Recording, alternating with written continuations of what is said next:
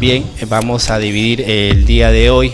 En la primera parte me han encargado ver dos temas que prácticamente atañen a todos los sectores, que es, digamos, el tema de IFRS, los efectos tributarios de IFRS en las empresas. Segundo punto, el tema de los instrumentos financieros derivados, tratamiento tributario, ojo, no tratamiento financiero, porque el tratamiento financiero aquí no está, al menos en el campo no está, pero digamos, porque como ustedes saben, los que trabajan más en la parte contable, las normas contables, la NIC 39, la NIC 32, no es nada fácil. Más que todo, digamos, es que se quiere aplicar el tratamiento contable. Yo voy a tratar desde el punto de vista tributario. Tal vez en algún momento ustedes por ahí podrán ver, me podrán decir, no lo hemos visto, sí, pero véanlo desde el punto de vista que muchos de ustedes son contadores generales, o tal vez son asesores o son consultores tributarios, y que para su propio desarrollo profesional les va a servir bastante como asesores. El tema de tratamiento de instrumentos financieros derivados, no todas las empresas lo tienen. Mayormente dice que lo tienen las empresas grandes, sí, pero no es cierto. Hay medianas empresas que conozco que también lo tienen, y véanlo desde ese punto de vista. Y también vamos a tocar algunos aspectos relacionados al sector eléctrico.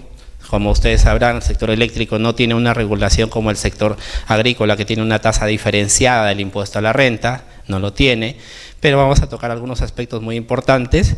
Y finalmente el tema del sector agrícola, que ya creo que acá más de ustedes conocen mejor el sector que yo, algunos aspectos también importantes para ver. Y la segunda clase, que también me he encargado para la reprogramación respectiva, el tema de empresas constructoras, creo que ahí sí es más general. Y digamos, la opción que estaba planteando, se había estipulado el tema de obras por impuestos, más que todo desde el punto de vista como inversión. Eso lo podemos conversar al final si lo tocamos el tema de obras por impuestos, o tal vez lo podemos reemplazar por otro sector económico, que por ejemplo, sé que tal vez no hay muchas empresas mineras acá, pero podría ser empresas mineras. Si es que ustedes lo deciden por mayoría, tocamos el tema del sector minero, que en algún momento tal vez puede servir, o tal vez sector pesquero, creo que está más cercano por acá a la zona norte. Entonces vamos a iniciar con esta parte, lo que es el tratamiento de los efectos IFRS, las normas contables. Para nuestros amigos que son abogados, que están más familiarizados, los contadores, con las NIF, y para los abogados prácticamente, digamos, solamente ver el efecto tributario. Yo voy a tocar, digamos, el efecto tributario, que es lo que más prácticamente está. Ya ustedes habrán tenido oportunidad de participar en eventos también de NIF y todo, ya más o menos saben a lo que me estoy refiriendo. Yo voy a abarcar específicamente lo que es el efecto tributario. Y donde más propiamente se desarrolla, donde más suena, en el tema de los activos fijos. En el tema de los activos fijos es una gran parte del activo dentro del rubro de la empresa, que digamos cada empresa tiene. Por ejemplo, en el tema del sector eléctrico, bastante tienen el tema de las torres eléctricas, que lo vamos a tocar más adelante. En el tema del sector agrícola, las construcciones, obras de riego, construcciones, obras hidráulicas también es fuerte. Y demás, digamos, otras empresas, las mineras también, por ejemplo, el tema los yacimientos, la maquinaria y equipo, etcétera, etcétera. Entonces, digamos, ¿dónde por lo general más tiene incidencia el tema de las NIF? En el tema de los activos fijos. Y no quiere decir que no tenga incidencia en los otros rubros, cuenta por cobrar, cuentas por pagar, valor neto, etcétera, etcétera. Eso no quiere decir. Yo voy a tocar específicamente lo relacionado a lo que significativamente incide más, que es en el tema de activo fijo. Y lo que ustedes están apreciando en su material, directamente he puesto el tema del costo. A ver, el tema de la implementación de IFRS, por lo general puede variar, primero, el costo de adquisición. La vida útil, segundo, valor residual podría también variar según sea el caso. Yo me voy a centrar específicamente en el costo. Que por lo general, al momento de implementar IFRS, varía el costo. Y vamos a ver si el costo, qué incidencia tiene, bien hacia arriba o bien hacia abajo, manifestada en dos criterios de la administración tributaria. Sí. La implementación de NIF, Normas Internacionales de Información Financiera, que es en inglés.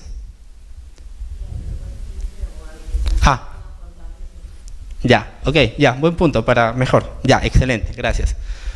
Buen punto, porque sí, a veces uno se topa con otras, digamos, ingenieros, arquitectos, y por ahí a veces no el mismo lenguaje. Muy buena la aclaración, gracias. A ver, el tema de NIF o IFRS Estamos hablando de las normas internacionales de información financiera, las normas contables que regulan el lenguaje contable.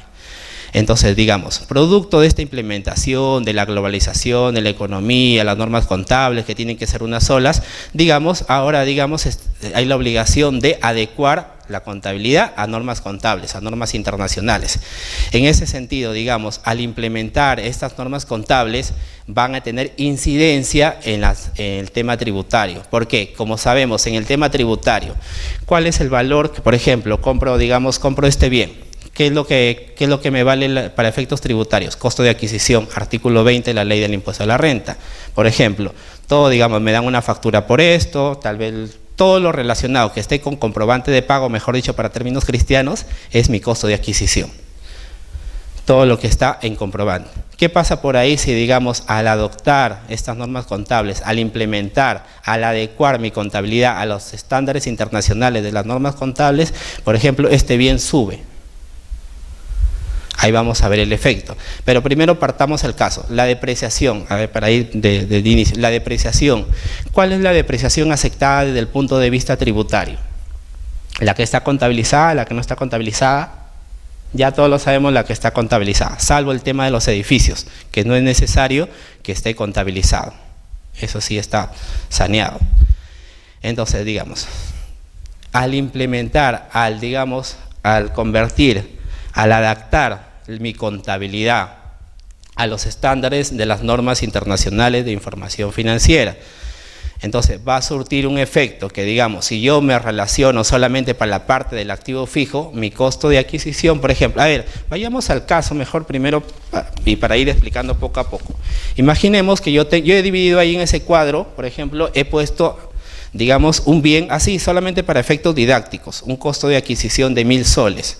Por ejemplo, contable y tributario. Aquí hay parte contable y parte tributario. Por favor, si por ahí alguna duda, señorita, por favor me lo hacen saber porque la idea es llegar a todos. ¿Ya? Entonces, digamos, imagina, costo de adquisición es lo que yo he gastado, lo que me han entregado en factura, en boleta de venta, según corresponda. ¿Ya? Costo de adquisición. Vamos a asumir, por ejemplo, que tengo 1000 soles. ¿Ya? Entonces, por aplicación de estas normas contables, por ejemplo, me dicen, tu valor, este bien, ahora si yo te lo valorizo ya no vale 1000 soles. Tu bien vale 400 soles más, ahora es 1400 nuevos soles. Y por lo general, cuando valorizo un inmueble por lo general, durante el año, ¿baja o sube el valor? ¿Un año, 2 años, 3 años? Por lo general sube. Por lo general suben los valores de los inmuebles. Entonces, digamos, asumiendo, digamos, que producto de esta implementación de normas contables, ese valor de 1000 soles haya subido a 1400 soles. Vamos a suponer a 1400 soles. Vamos a suponer que tiene una tasa de depreciación financiera de 6%.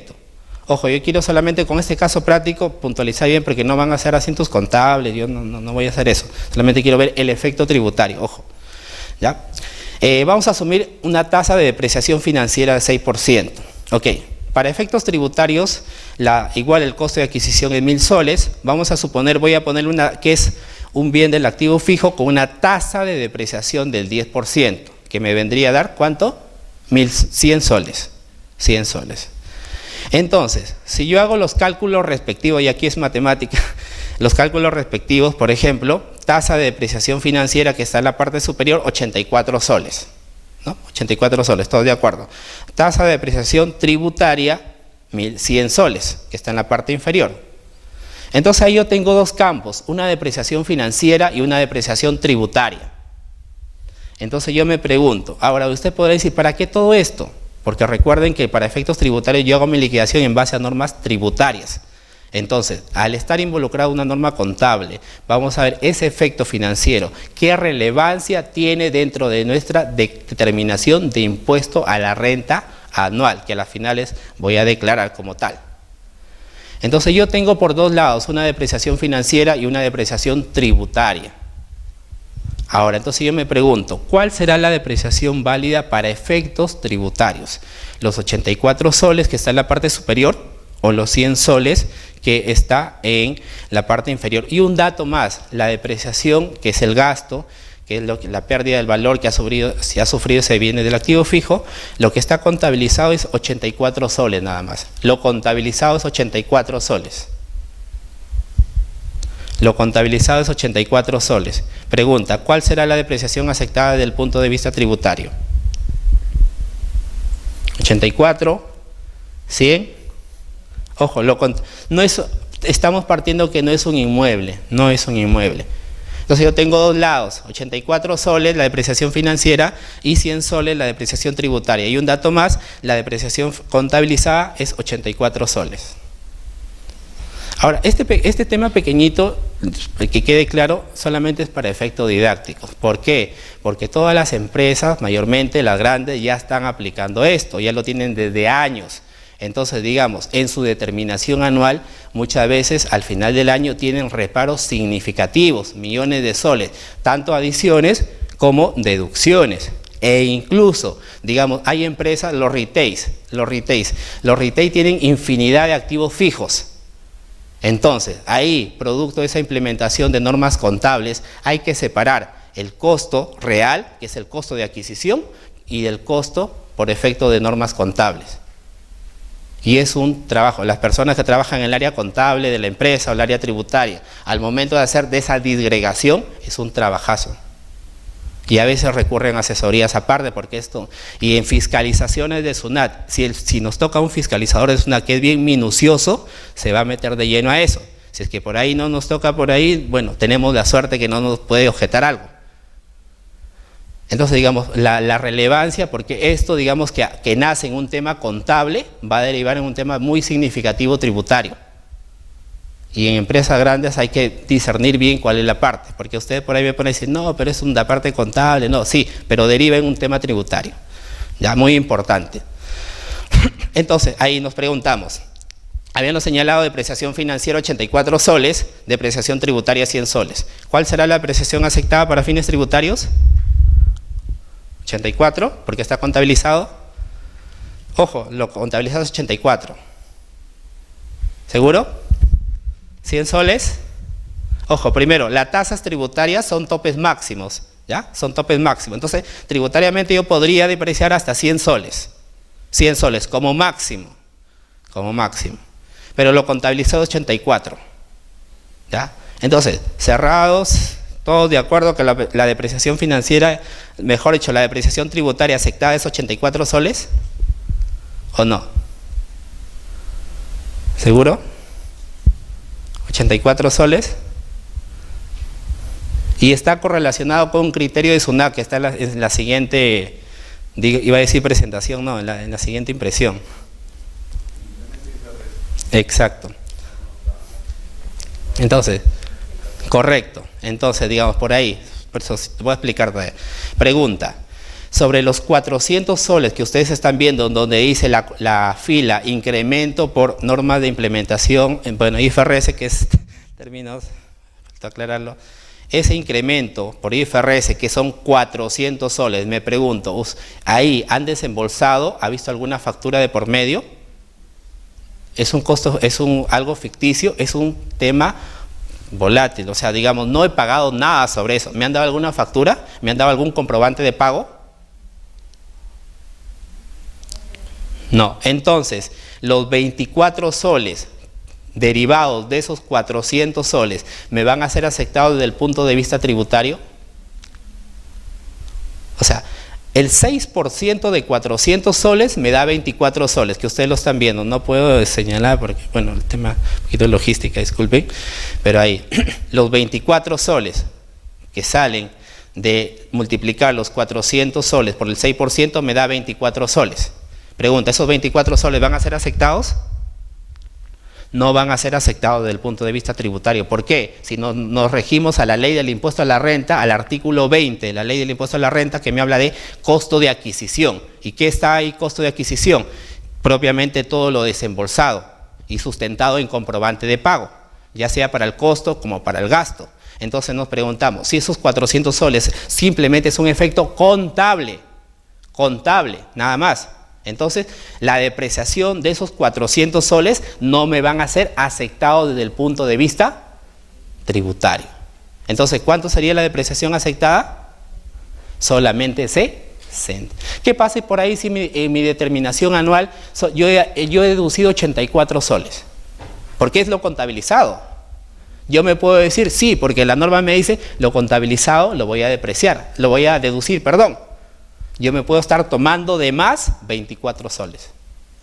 Y ese tema se le puede pasar al auditor de SUNAT. Ojo, si es que por ahí no tiene la pericia, se le puede pasar.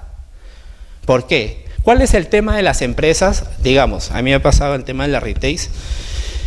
Como tienen infinidad de activos fijos, digamos, el antiguo costo, el costo histórico, el costo original, el costo sustentado en comprobante de pago, simplemente lo desechan de su data y nuevamente elevan el nuevo costo ya con la implementación de IFRS.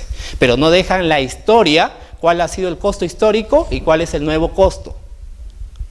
A mí me ha pasado que tuvimos que rearmar una data de activo fijo casi como de 50.000 activos. Y se lo digo textualmente, no es una empresa, Maestro, por ejemplo. Ustedes, ya no es novedad que, por ejemplo, Sodima compró a Maestro. Ya tiene 2 años atrás. Participamos en un tema de due diligence y ahí saltó ese tema también. Entonces, hay que ver bien ahí.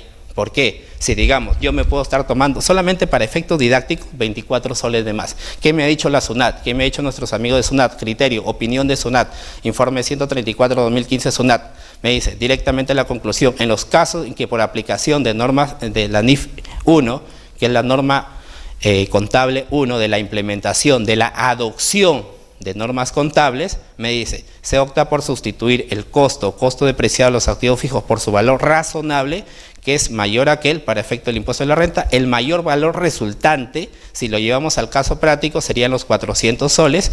De dicha revaluación no será considerado para efecto del cálculo de la depreciación.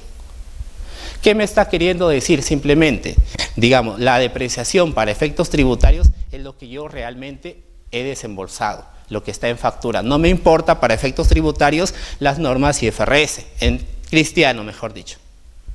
Y ahora ustedes han escuchado ahí muchos temas de reforma tributaria, que se adecúe, y uno de estos temas es, digamos, que se haga un paralelo, en todo caso se establezcan criterios para unir el tema contable con el tema tributario, producto de esta implementación de IFRS. Ojo, este tema de IFRS no es solamente en Perú, porque varios países, incluso estamos... me comentan que en Colombia están menos, debería ser lo contrario, en Colombia están más atrasados en la implementación de normas contables que nosotros. Por esa parte el Perú por ahí va un poquito más adelante. Pero es un tema que engloba a varios países, no solamente a Perú. Entonces, el divorcio entre las normas contables y las normas tributarias. Entonces, digamos, ahí nada más. Solamente le quería ojo, estos temas solamente son 2 temitas nada más desde el punto de vista general que me han pedido, producto de la clase anterior del impuesto a la renta de tercera categoría. ¿Ya? Por favor, no, toda la clase no va a ser de esto. Sí. Sí.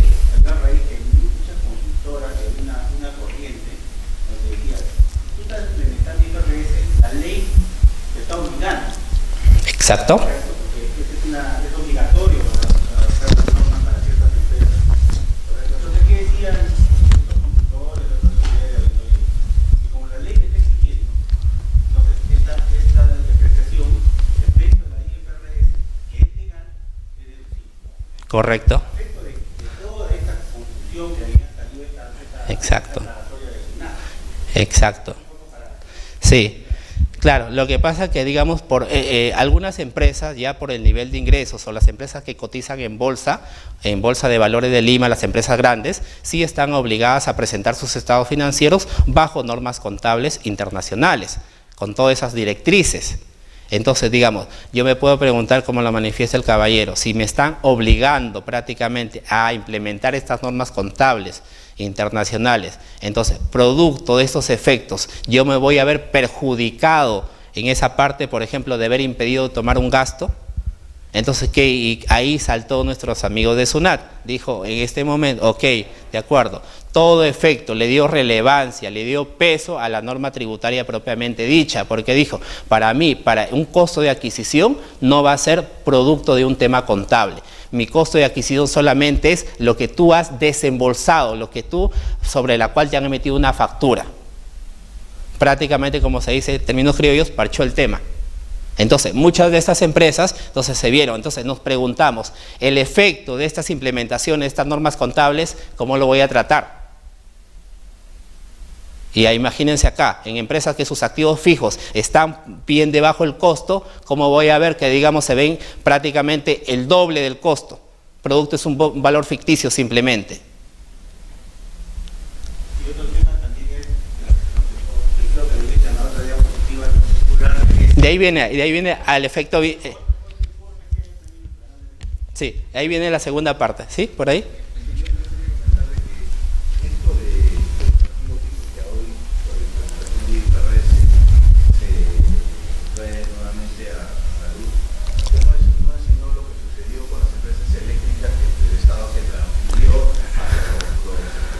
Sí, en el año 2000. Exacto. evaluaban las empresas sus activos y luego transferían el activo y entonces era una depreciación deducible para efecto impuesto a la renta. Bajo el tema de reorganización societaria, 104. Sí, sí. Como dice, el activo fijo tiene que ser depreciado de acuerdo a lo que está estipulado. Exacto.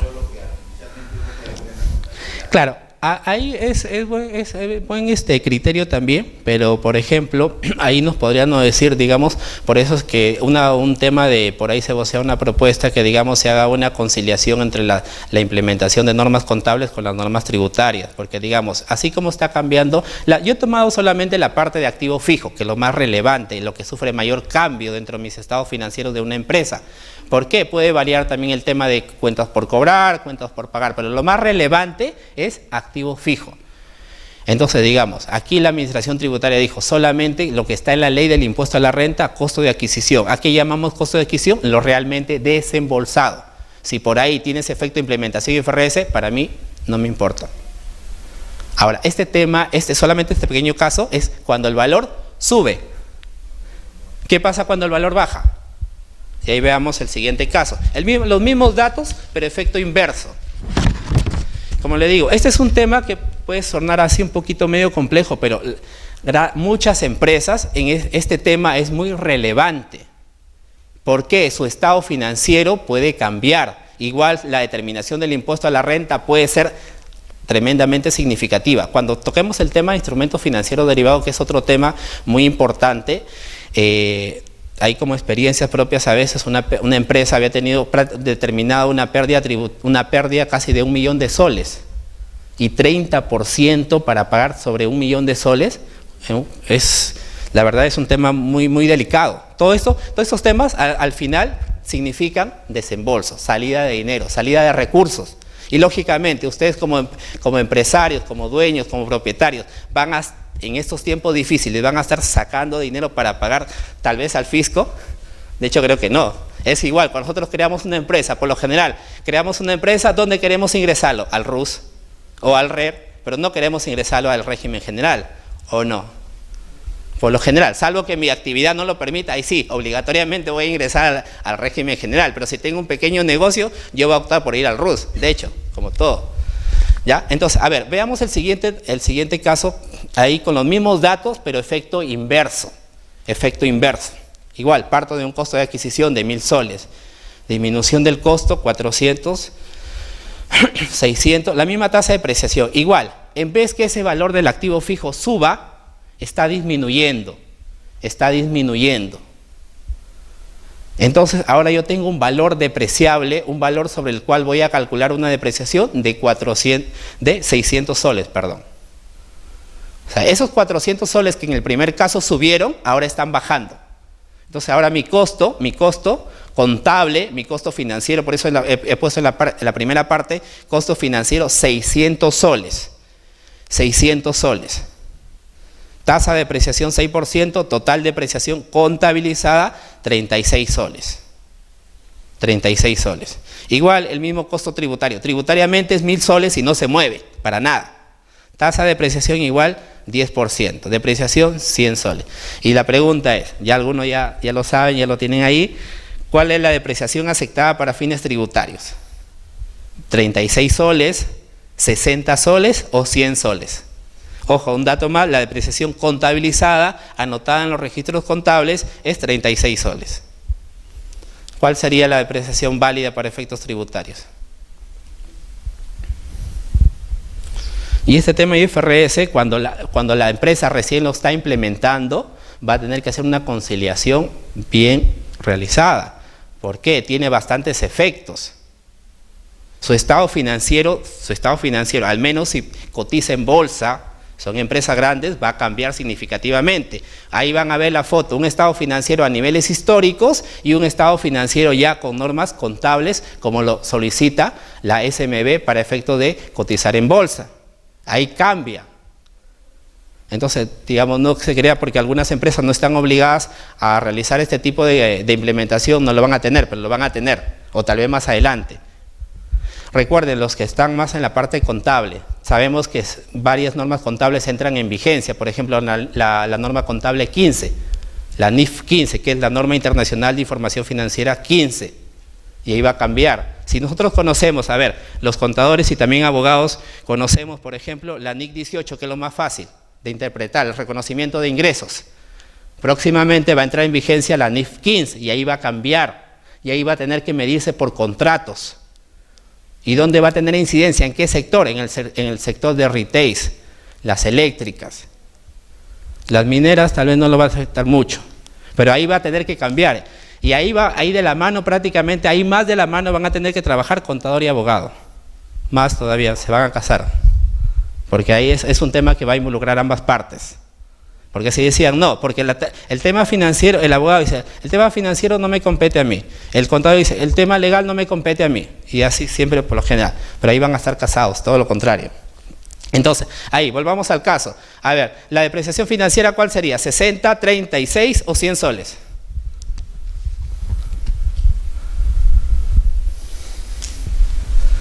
Lo contabilizado es 36.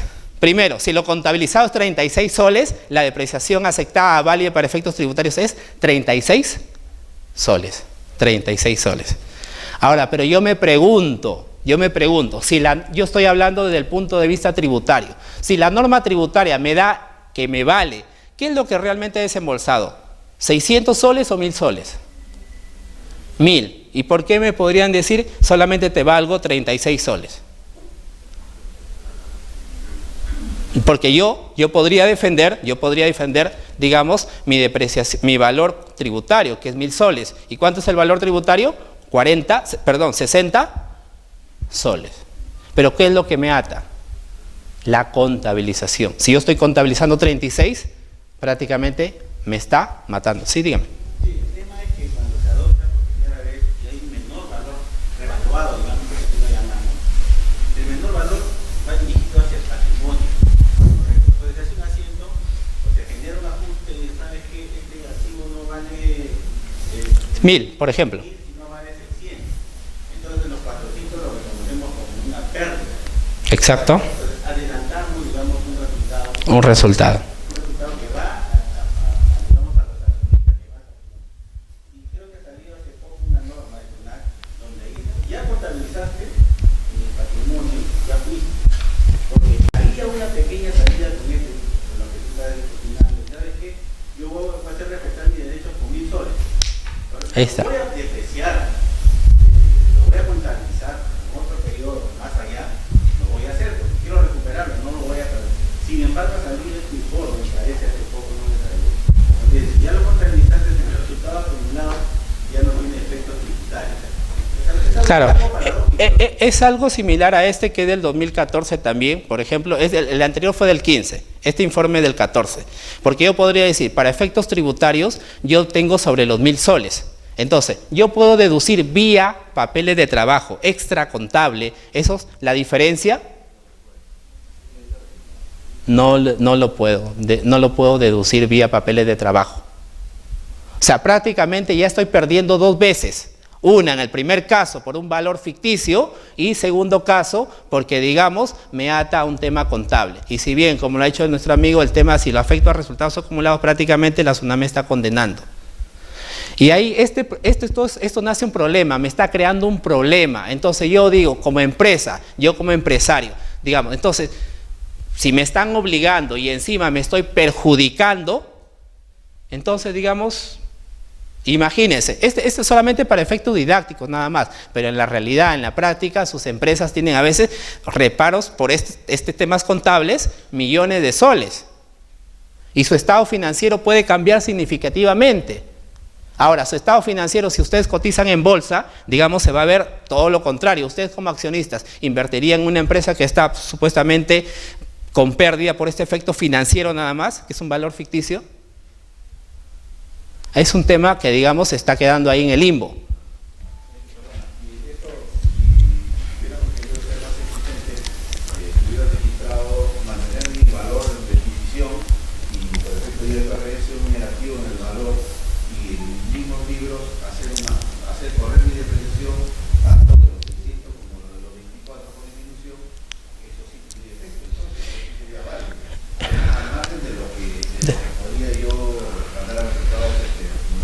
Claro, pero digamos, podrían hacérmelo, digamos, una parte positiva y otra parte negativa, y al final igual es el efecto neto.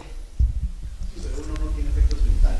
Claro, pero digamos, con al menos este criterio de SUNAT prácticamente esa posición, sí, se adoptó esa posición porque incluso antes de esto se quería hacer vía papel de trabajo. ¿Por qué? Manteniendo el derecho que el tema tributario es costo de adquisición, y yo lo puedo luchar en segunda instancia en el Tribunal Fiscal.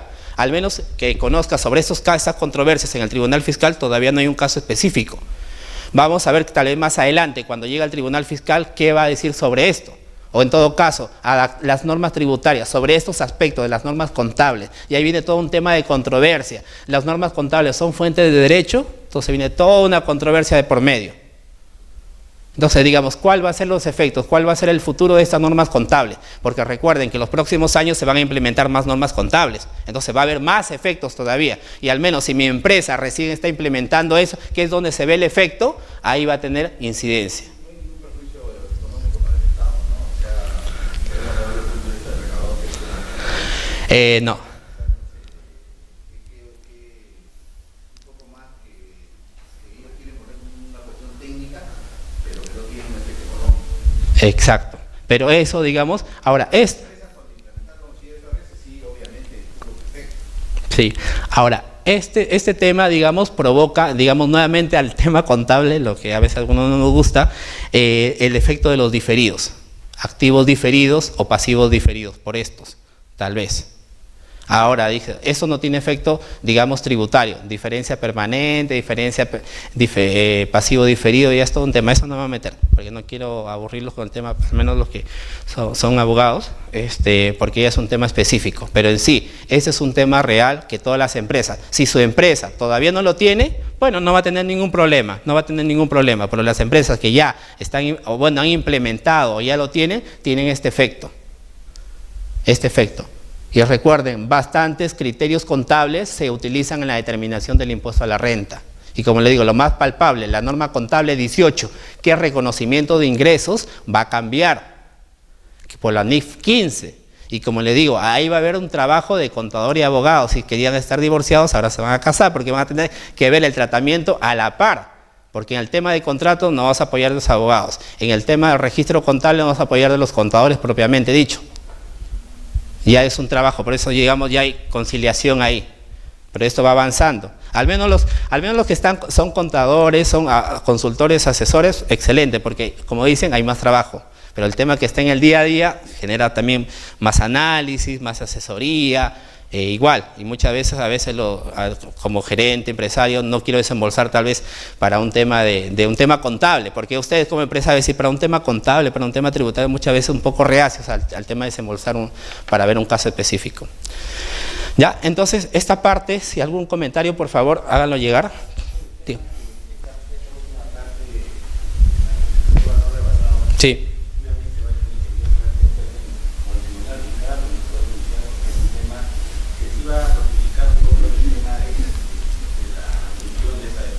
Sí.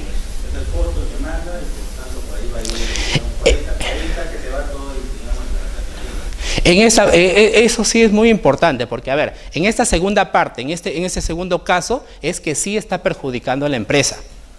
Aquí sí, textualmente, porque me está limitando un derecho por efectos contables, pero por un tema de un registro contable que es la contabilización.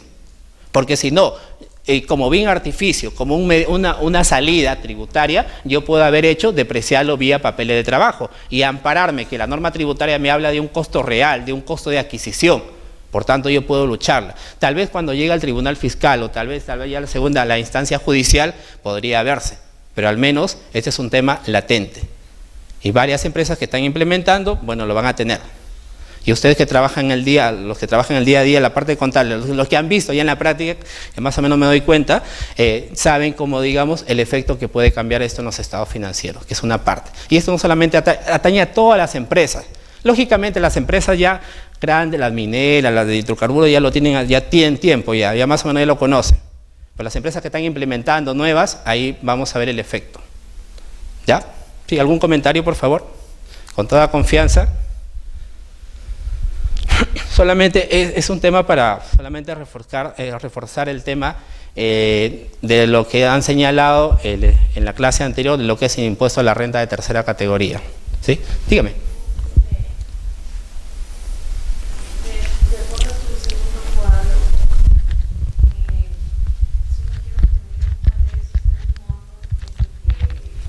Ya. Aceptado desde el punto de vista tributario. Claro, a ver, digamos, así textualmente, si yo me apego a la norma tributaria, a pesar que suene un poco así reacio, sería solamente 36 soles, por el efecto de la contabilización. 36 soles, en el segundo caso, sería la depreciación aceptada desde el punto de vista tributario, 36 soles. Es contabilizado y tributario. Sí. En el anterior era contable, más no era tributario, ¿no? Claro, exacto, sí, 36 soles. El segundo caso. ¿Sí? ¿Por ahí? ¿Alguna consulta? Y ya este tema también ustedes, muchos lo han escuchado ya, digamos, en varias ponencias a nivel financiero, ya más o menos algunos lo conocen. Ahora, yo solamente me he referido al tema del costo de adquisición, porque también tiene el tema de, digamos, de la vida útil. Ya es todo un cálculo, ya es más financiero, ya no quiero meterme ahí. Pero esos son los dos, al menos, pronunciamientos por parte de la administración tributaria sobre este punto. ¿Ya?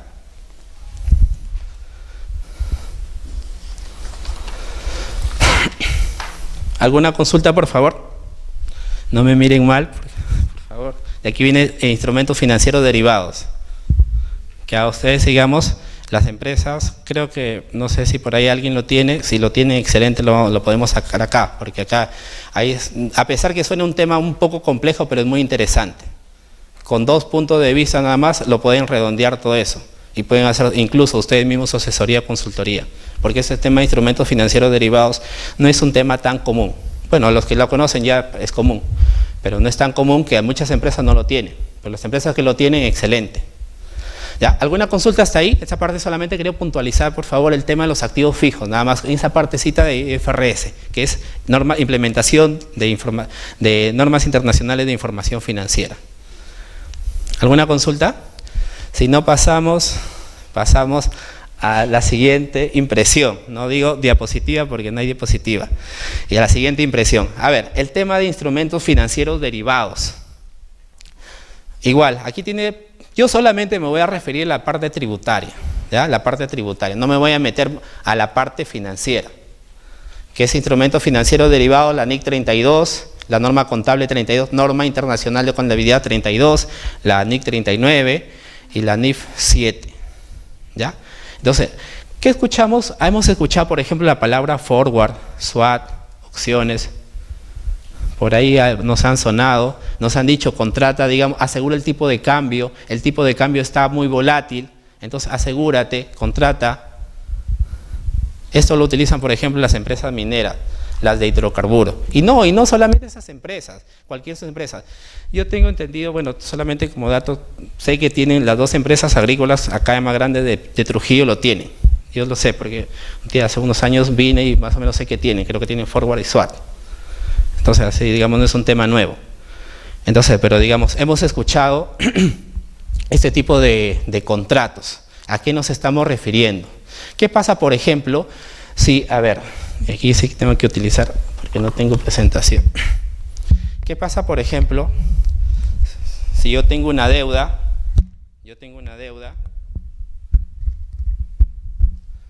de $1.000, por ejemplo. Y sé, digamos, ahora el tipo de cambio está 3 soles, por ejemplo.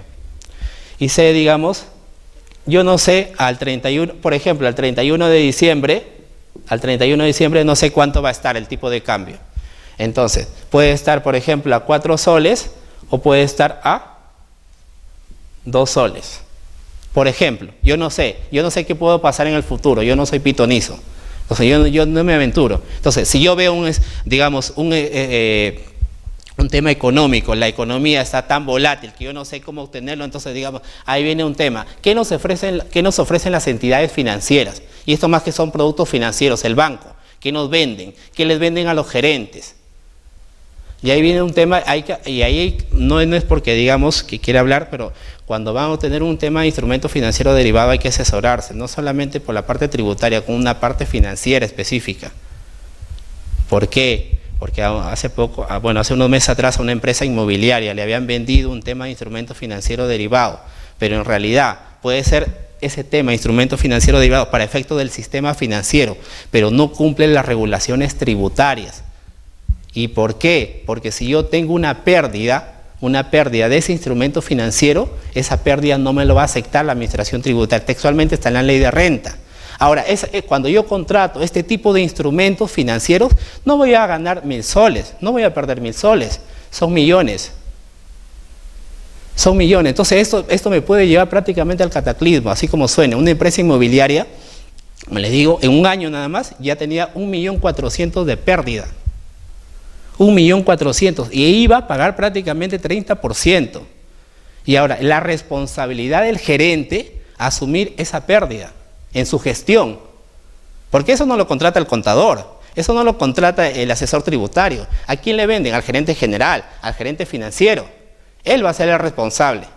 Si esto deriva en un tema de mayor pago de impuesto, ¿cómo va a quedar su puesto? Entonces, recapitulando, imaginemos si hoy el tipo de cambio está a 3 soles, asumiendo, por ejemplo, y yo veo que el tipo de cambio está subiendo y bajando. Entonces, yo contrato tipo un seguro, y yo digo, por ejemplo, yo quiero que el tipo de cambio no suba ni baje, yo tengo una obligación a futuro. Entonces el banco me dice, mira, si yo te vendo, por ejemplo, dólares o soles, digamos, yo te los vendo a 2 soles. Si tú me compras hoy, yo te los vendo a 2 soles. Ya, ok, me lo vendes a 2 soles. ¿Qué pasa por ahí si al 31 de diciembre el tipo de cambio ya no está a 3 soles, está a 4 soles? Está a 4 soles. Acá. Si yo le he pactado hoy, por ejemplo, estoy en el mes de julio, yo a diciembre he pactado, digamos, 2 soles. ¿Y qué pasa si el tipo de cambio en diciembre está a 4 soles? ¿He ganado o he perdido? Acá. O sea, yo ya me aseguré que al banco le va a pagar con el tipo de cambio 2 soles, por ejemplo, con el banco. Pero veo que en la realidad, cuando llega el 31 de diciembre, no vale 2, vale 4 soles. Pregunta, ¿he ganado o he perdido? Porque yo me aventuro. El tema de instrumentos financieros es adelantarme al futuro. Bien puedo ganar o bien puedo perder, pero se supone que yo, como empresario, como negocio, voy a ganar. Solo que pueden pasar causas inexplicables que me pueden cambiar el panorama económico. Entonces, digamos, en ese caso, si el tipo de cambio al 31 de diciembre ya no es 2 soles, es 4 soles. ¿He ganado o he perdido? Y yo sigo pagando 2. Claro, yo sigo pagando 2. ¿He ganado? ¿Perdido? Sí, he ganado. ¿Por qué? Yo aseguré 2. Porque si no hubiera hecho esto, ¿cuánto hubiera pagado? 4. Aquí he ganado una ganancia. Una ganancia. ¿Qué pasa si hubiera sido, 1.5? Yo aseguré 2 soles, pero en realidad al 31 de diciembre no es 2 soles, bajó a 1.5. ¿Sigo ganando o pierdo? Aquí yo tengo la diferencia, es una pérdida. Estos resultados es lo que tienen incidencia tributaria. Estos, ganancia o pérdida. Voy a ver cuál es la incidencia tributaria en mi empresa. Cómo la ley del impuesto a la renta los trata para estos. Solamente quiero con toda sinceridad, se entiende esta partecita porque es un poquito técnico, pero les va a servir bastante. Si su empresa no lo tiene, lo van a tener en algún momento. O ustedes como asesores, como consultores, no es un tema tan común, eso sí, soy sincero, no es tan común, pero les va a servir bastante. ¿Se entendió?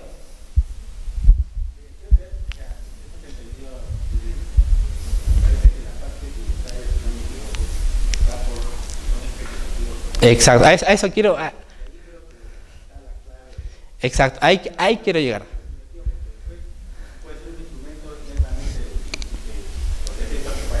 Ahí quiero llegar.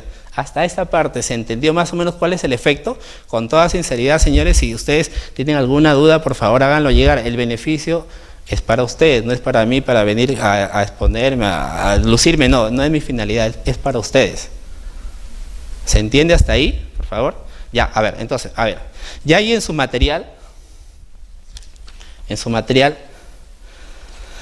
a ver, en la diapositiva, bueno, en la impresión 9, lastimosamente por un tema logístico, impresión 9. Ahí está prácticamente lo que vamos a tratar de todos estos instrumentos financieros derivados. Ahí está prácticamente todo esto. Vamos a ver los resultados. ¿Qué es lo que me dice la ley del impuesto a la renta? Acá, donde dice instrumentos financieros de cobertura e instrumentos. IFD significa instrumentos financieros derivados, por si acaso. IFD, instrumentos financieros derivados. De cobertura y de no cobertura. O especulativos, como lo quieran llamar. O no especulativos. Entonces ahí, en ese cuadro, si todavía no me estoy salteando, voy a regresar, por favor. Me voy a hacer las siguientes preguntas. Por ejemplo, estoy en la diapositiva número 9. En la diapositiva número 9. Yo he dividido dos tipos de instrumentos financieros derivados. Uno con fines de cobertura y otro sin fines de cobertura o especulativos.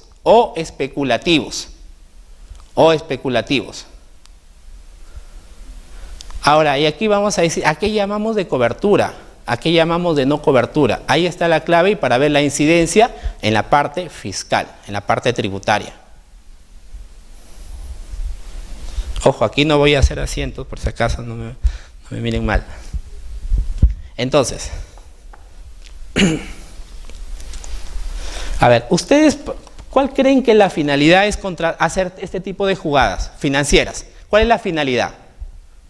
¿Coberturarme de qué? ¿Por qué hago esto? ¿Porque lo quiero así? ¿Porque al gerente financiero se le ocurrió? ¿Porque al gerente general quiere especular? No, señores, porque aquí, por ejemplo, hay una realidad latente, hay una obligación. Si yo tengo un pasivo, yo tengo una obligación, tengo un préstamo, digamos, y yo no sé que ahora el tipo de cambio está regularmente estable, pero ¿qué pasa en años anteriores, donde el tipo de cambio estaba hacia arriba? No sabemos, subía, bajaba, que un día era tan volátil. Entonces ahí la necesidad era coberturarme, asegurarme, no tener efectos prácticamente negativos a un cierto periodo de tiempo. Entonces, digamos, ahí nace la necesidad. Ahora, yo estoy partiendo que solamente es tipo de cambio, porque ¿qué me puedo asegurar? El tema de la tasa de interés. O, por ejemplo, las empresas mineras que venden oro, que exportan por lo general, se aseguran, por ejemplo, digamos, en el mercado cuando lo venden a los otros países, digamos, la volatilidad del metal, del oro, por ejemplo, el producto que estén exportando. Este tema tiene bastante incidencia financiera, no contable, propiamente financiera, tributaria. Entonces, ¿para qué quieren coberturarme? Ustedes, por ejemplo, ¿para qué contratan un seguro familiar o un seguro médico? ¿Para qué? Para no tener, tal vez si tengo un accidente me voy a coberturar. ¿Qué más? Un seguro familiar, tal vez mañana me van a enterrar tal vez en algún cementerio. No sé, yo me quiero asegurar sobre alguna obligación que pueda tener en el futuro. Entonces, digamos, si yo tengo un préstamo significativo, las empresas ¿qué hacen? Contratan este tipo de instrumentos financieros. Entonces, con la finalidad de poder asegurarme, de disminuir mi riesgo. A ver, y un caso que pasó justo esa empresa que les comento que ha tenido una pérdida de 1.400.000. Si yo tengo mis operaciones en soles, compro y vendo en soles. Mis préstamos también son en soles. O sea, todo es en soles. Pregunta, y yo contrato acá, contra el tipo de cambio. un instrumento financiero derivado para el tipo de cambio. Pregunta, ¿estoy protegiéndome de algo? ¿De qué me estoy protegiendo? De nada. Y es lo que le pasó a esa empresa. Que en realidad sus operaciones, compras y ventas eran en soles, casi todo en soles. Un préstamo tenía en dólares, pero prácticamente era insignificante. Y le vendieron, ojo, el banco te enamora y te vende. El banco no te va a decir, sí, todo esto es tu cobertura, ok, pasa todo, va a ser perfectamente válido, no te va a decir no. Pero el tema es en realidad analizarlo, si eso es realmente lo que están que te venden. Ustedes por ahí, si alguna vez han escuchado también lo que los bancos nos venden, el préstamo mejorado, que también, otro caso, que es un tema también un poquito más técnico. Pero acá, si yo no sé el análisis desde el punto de vista financiero, ¿y quién debe tener ese análisis? También el gerente financiero, el gerente general, lógicamente. Porque eso tiene repercusión tributaria, si es que lógicamente no lo logro sustentar. Entonces, partiendo, yo tengo una ganancia y una pérdida, ¿ya? Vamos a llamar, ahí está, por ejemplo, instrumento financiero de cobertura. A ver, en la diapositiva 10 dice, ¿a qué llamamos? Le hemos dividido de cobertura y de no cobertura. ¿A qué llamamos de cobertura? Voy a leer textualmente, ojo, son aquellos contratados en el curso ordinario de negocio, empresa o actividad con el objeto de evitar, atenuar o eliminar, ahí la famosa palabra, riesgo. Si no hay riesgo, ¿sobre qué voy a coberturar? ¿Sobre qué me estoy asegurando? Para poder tener un seguro. Yo tengo miedo que me voy a morir, entonces voy a contratar un seguro. Yo tengo tal vez miedo que por ahí salga de acá y me atropelle, entonces contrato un seguro contra accidentes, por ejemplo. Si no existe riesgo, entonces ¿para qué me voy a coberturar? Y esa famosa palabra riesgo lo evalúa bastante al detalle SUNAT. Y todo esto desemboca un tema tributario, porque incluso en una impresión he visto, mire, solamente para que tengan la importancia de vida, ubíquense en la diapositiva, de ahí vuelvo, en la diapositiva 17, ¿qué hay ahí? En la diapositiva 17, ¿qué hay? Ese solamente es un extracto de la información que solicita SUNAT. No me dejen mentir, es un requerimiento SUNAT sobre este tema, a veces son 2 hojas, 3 hojas de información. Eso solamente es un pequeño extracto. Vean, el análisis o cuán, es tan minucioso la información de SUNAT que está solicitando para validar. ¿Y cuándo me observa? Cuando yo tengo pérdida. Si yo tengo pérdida, producto de la contratación de estas herramientas financieras, ahí me va a pedir eso. ¿Para qué? Para validarle, SUNAT me va a evaluar si esta pérdida cumple los requisitos, me lo va a aceptar. Si no cumple los requisitos, esta pérdida no existe. Y esta pérdida, como le digo, no es 1.000 soles, 2.000 soles, esta pérdida es millones de soles, lógicamente dependiendo del tipo de contratación. Entonces, ahí, por ejemplo, ¿qué me pide? Acta directorio, evaluación de las entidades financieras. Me dice, ¿por qué, por ejemplo, se me ocurre, he contratado con el BCP? ¿Por qué no he contratado, por ejemplo, con el BBVA? ¿Por qué no he contratado con el banco financiero? ¿Qué más? ¿Ha visto un análisis por parte de tu empresa para decir que hay riesgo y has contratado? De ahí cuando llegamos a esa parte, pero es un pequeño extracto de lo que me solicita SUNAT. Ojo, SUNAT es fiscal. Ahora, este tipo de instrumentos no viene desde un año, 2 años, desde el 98, 99, empresas grandes lo tienen desde años anteriores. Entonces no es nada nuevo tampoco, este tema que para que diga que es algo nuevo, que me estoy luciendo, no, este tema ya lo tienen, es antiquísimo. Pero la importancia de este tema para que ustedes lo tengan como toda asesoría o consultoría. Entonces, volvemos acá. ¿Qué es lo que me critica SUNAT? Si es de cobertura, o sea que está relacionado al giro del negocio, hay una razón de ser. Si yo tengo una necesidad, por ejemplo, yo tengo un préstamo en soles, y pero voy a pagar tal vez, yo vendo en dólares, compro en dólares, entonces al cambiar la moneda, entonces me va a generar un tipo de cambio diferente, una diferencia en cambio. Y yo lo que me voy a proteger es esto. Esto es lo que me voy a proteger. Entonces, si yo tengo efectos adversos, que es la pérdida, eso es lo que me van a regular, eso es lo que me va a controlar SUNAT. Si yo tengo ganancia, ¿ustedes creen que me van a validar? La ganancia igual tributa, la ganancia igual no me lo van a criticar, SUNAT está feliz. Igual, es una operación más. La ganancia no me lo van a objetar, lo que me van a objetar es la pérdida. La pérdida es lo que me van a objetar. Entonces, ahí, cuando yo tengo pérdida, ahí viene SUNAT, digamos, con ese requerimiento. Lógicamente, si es que me fiscalizan, lógicamente. Pero por lo general, si yo le pongo una pérdida de 2 millones de soles, 3 millones de soles sobre esto, SUNAT, de hecho que me lo va a observar. De hecho que me lo va a observar. Ahora, hacemos acá. Y nos vamos a preguntar, ¿cuándo yo lo considero sin fines de... Volvemos a la diapositiva 9, por favor. Diapositiva 9. Nuevamente ese cuadro. Le hemos dividido en fines de cobertura y sin fines de cobertura. De cobertura, ¿qué le llamamos? Hay una razón de ser, hay un riesgo. Yo me estoy coberturando, por ejemplo, del tipo de cambio, de la tasa de interés. ¿Cuándo yo lo considero que es de no cobertura? Si yo no cumplo, por ejemplo, acá están en la diapositiva número 11, ahí están, digamos, los requisitos para que se consideren con fines de cobertura. Por ejemplo, se celebre entre partes independientes, exista riesgo, ¿qué más?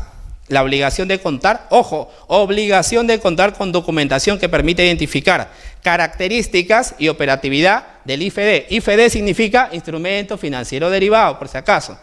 ¿Qué más? El riesgo que se busca eliminar, atenuar o evitar. Esa es la famosa palabra que prácticamente embarca todo. Riesgo. Yo me estoy coberturando, yo me estoy protegiendo de algo. Si no existe riesgo, entonces ¿funciona esto? ¿Existiría esto? Si yo vendo en soles, compro en soles, todo está en soles y hago esta operación para protegerme, entre comillas, me pregunto, ¿de qué me estoy protegiendo? De nada. Entonces, si yo tengo pérdida, directamente eso va a ser no aceptado para fines fiscales. No me lo van a validar. Y este es el gran error que a veces en la evaluación se hace. Entonces, digamos, si no existe riesgo, no es de cobertura. Es uno de los requisitos. Es uno de los requisitos. Entonces, si no existe riesgo, ¿sería de cobertura o de no cobertura o especulativo? Sería sin fines de cobertura o llamado también especulativo. Sería sin fines de cobertura o especulativo. Y ahí viene el tema. Para redondear.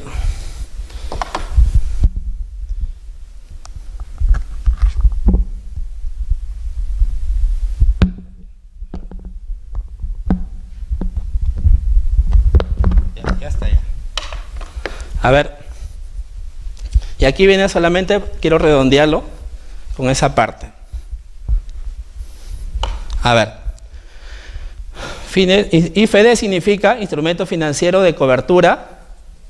Y acá, instrumento financiero derivado sin fines de cobertura, sin cobertura. Y yo voy a partir acá dos temas. Uno, ganancia, pérdida, ¿y cuál acá? Ganancia y tengo pérdida. Ahí, este pequeño gráfico va a resumir todo lo que vamos a hablar. Tanto, como dicen, puede ser tanto chamullo, esto es lo que va a resumir. A ver, yo tengo acá ganancia, y acá también ganancia. Acá se supone que estoy asegurándome de algo, estoy evitando un riesgo, estoy protegiéndome de algo. Y acá por default no hay nada, no hay riesgo, lo considero como especulativo o sin fines de cobertura, sin riesgo. Sin riesgo. ¿Ya? Ok. Imaginando que, digamos, yo he contratado un instrumento financiero, un forward, por ejemplo, lo más común, lo más típico, lo más fácil, un forward. Entonces, al ya liquidar esto, llegó por ejemplo el 31 de diciembre y yo vi, acá he obtenido ganancia,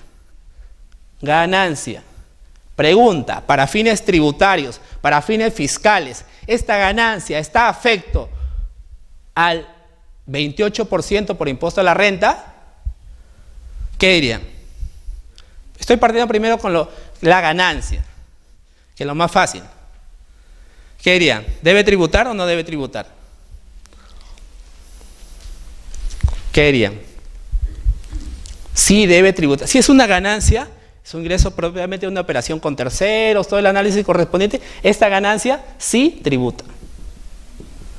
Sí está grabada con la ley, con el impuesto a la renta del 28%. Sí tributa. Ok, voy a mantener esa línea y voy a ir a ganancia, pero sin fines de cobertura. Y nuevamente hacemos la pregunta, ¿esa ganancia afecta al gravamen del 28%? También. Y usted puede decir, ¿cuál es el chiste? Sí tributa. Acá sí tributa. Sí está grabado con la ley del impuesto a la renta, con el 28%. O sea, ahí llegamos a una conclusión que ambos sí tributan. Estamos hablando de una ganancia. Ahora nos preguntamos, y aquí viene el tema, esto es el tema, la pérdida. Pérdida y pérdida. Aquí viene, y nos preguntamos primero, nos vamos a preguntar, la pérdida que obtenga producto de la contratación de este tipo de instrumento con fines de cobertura, ¿va a ser válida? ¿Es aceptable? Y ahí nos vamos a remitir al artículo 50 de la Ley del Impuesto a la Renta, la base legal correspondiente. Artículo 50 de la Ley del Impuesto a la Renta. ¿Esta pérdida va a ser aceptada? ¿Va a ser validada? ¿Qué diríamos? Sí va a ser aceptada para fines tributarios, sí me lo valida. Exacto, esa famosa palabra siempre y cuando, o depende, mejor dicho, depende de qué. Y ahí viene, esta pérdida, estoy sin entrar, sí va a ser aceptada o validada. Voy a ponerle válido. Sí va a ser validada cuando provenga de un instrumento financiero derivado de cobertura. Sí va a ser validada.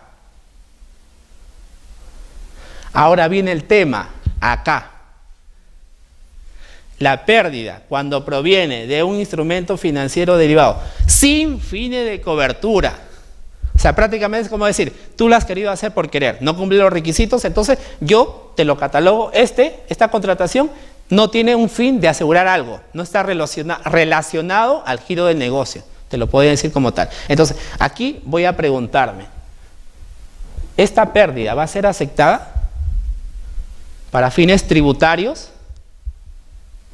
Eso es lo que no me aceptan la ley del impuesto a la renta. No, esta pérdida no me lo van a aceptar.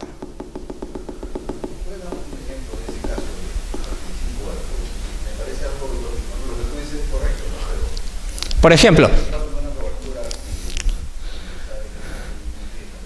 claro, por ejemplo, en ese caso, por ejemplo, les hablo, la empresa inmobiliaria que les comento, digamos, prácticamente tenía sus cuentas por cobrar, sus cuentas por pagar, todo en soles, digamos, y lo que estaba coberturando en sí era un préstamo que era relativamente bajo, que era en dólares. O sea, ahí había una intención, digamos, yo me estaba asegurando un tipo de cambio que supuestamente no sabía qué iba a pasar en el futuro.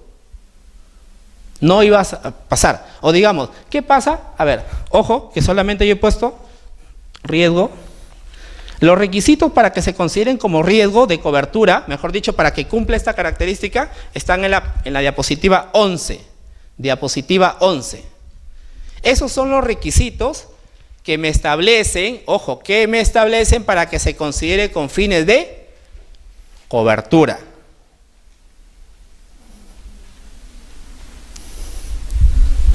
Donde dice, ojo, donde dice el subrayado nuestro, eso, bórrenlo, porque eso lo he sacado de un informe que a veces realizamos. He venido con todo. ¿Ya? Entonces, digamos, si yo cumplo estos requisitos, yo lo voy a ubicar acá. Instrumentos financieros de cobertura. ¿Qué pasa si no cumple estos requisitos? Automáticamente se convierte en uno sin fines de cobertura o especulativos. ¿Y qué es lo que me cuestionan? ¿La ganancia? No, la ganancia no, sea de cobertura o de no cobertura, igual va a estar grabado con el impuesto a la renta, igual. Ahí no me va, SUNAT no me va a objetar nada. Ese requerimiento que ustedes, ese pequeño extracto, no me lo va a objetar para nada, porque está grabando, estoy tributando. ¿Qué es lo que me va a objetar? Acá. Esto y esto. Esto sí textualmente está permitido por la ley del impuesto a la renta. Pero ¿dónde viene el tema? Sustentarlo. Si yo no lo sustento, SUNAT, esto, siendo de cobertura, se lo lleva acá. ¿Para qué? Para enmarcarlo acá. Este es el gran tema. Sí, dígame.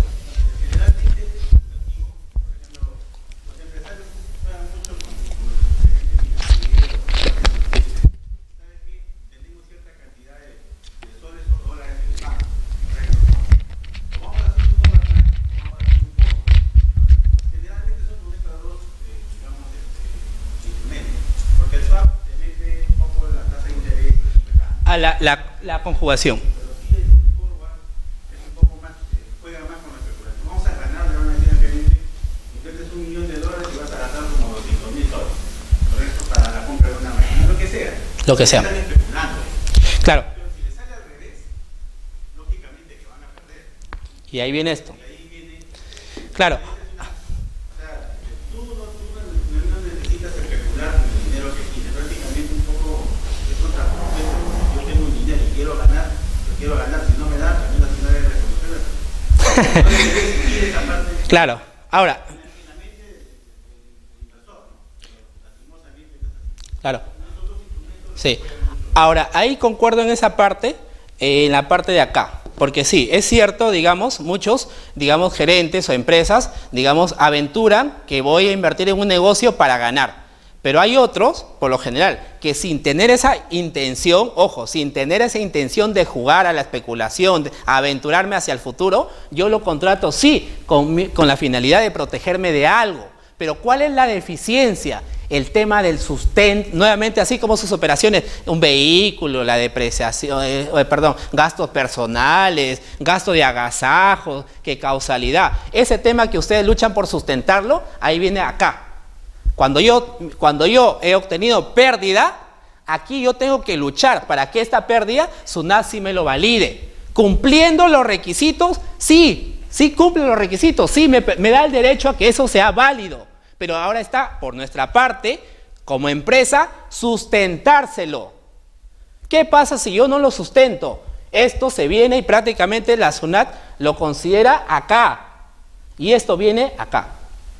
Y esto me lo deniega. Pero ese caso que, por ejemplo, textualmente que lo vi hace poco, era así. Que, o sea, el gerente no tenía ningún tipo de especulación, ningún tipo de intención de jugar con este dinero. Simplemente por un tema de sustento, prácticamente se lo van a llevar acá. Y hasta el primer año ya tenía 1.400.000 de pérdidas. Y habían hecho su especulación. Igual iban a tener pérdidas, no le iban a revertir. Entonces, imagínense, con 1.400.000 pagar, bueno, el 28% y presentar al directorio. Voy a pagar 30% de 1 millón. Si ustedes fueran gerente y van a presentar a su directorio, ¿los aplauden? Si es mi gestión, es un tema. Por eso, como digo, el banco, ojo, el banco nos vende que sí. Los bancos, los sectoristas nos están vendiendo que sí. Eso ya más se han enterado del tema financiero, con tributario. Dice, sí, eso cumple todo. Pero el tema es, nuevamente viene, como digo, sustentarlo. Y ahí viene el tema, por ejemplo, lo que ya estaban viendo antes. Nuevamente ubíquense, por ejemplo, en la página, en la diapositiva 17. En la diapositiva 17. Es un pequeño extracto de un requerimiento. Y voy a leer. Acta de directorio donde se autorice la suscripción del instrumento financiero derivado. Documentación formal indicando qué activos, bienes, obligaciones estoy protegiendo. me estoy asegurando, me estoy coberturando. Evaluaciones efectuadas por elección de entidades financieras. ¿Qué pasa si yo nomás he elegido un banco? Me va a decir, ¿por qué has elegido ese banco y no has elegido el otro? O sea, prácticamente me está obligando a que yo haga toda mi evaluación. O sea, que todos los bancos, yo podría preguntarme, ¿qué más? ¿Qué, digamos, ahí hay, yo personalmente, por eso hemos pasado fiscalización de esto, por eso, digamos, es bien tedioso. Porque hay que contactar con el financiero, hay que hacer los cuadros, que me estoy coberturando, asientos contables, los documentos de los bancos que nos emiten para sustentar esa bendita pérdida. Sí, era de cobertura, habíamos obtenido pérdida, pero es sustentárselo a SUNAT. En una empresa, esa fue ya muy aparte, en otra empresa, sustentar una 2,5, 2.3 o 2.5 de pérdida. Sustentarlo, para poder que esto me lo validen. ¿Qué más? Por ejemplo, señalar naturaleza, si es pérdida, digamos, es demostrar esto, con fines de cobertura o sin fines de cobertura.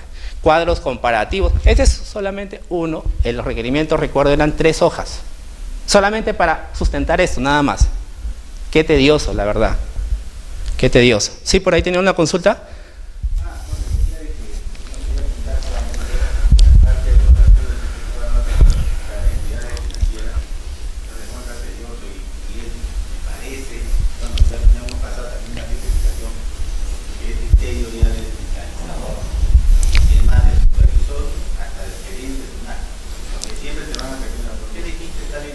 Exacto.